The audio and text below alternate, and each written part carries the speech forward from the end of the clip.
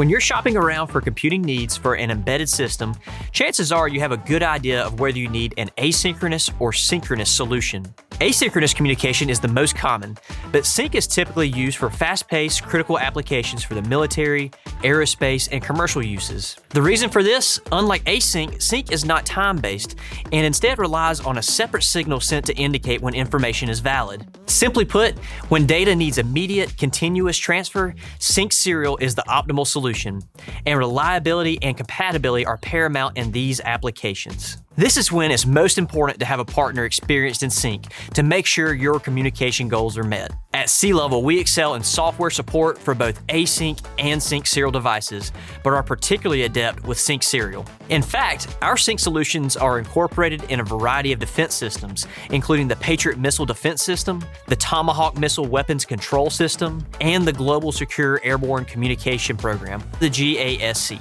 We've even engineered solutions for special cases where both async and sync have been incorporated into the same design, leveraging our firmware library as much as our hardware experience. Curious about our capabilities with sync serial?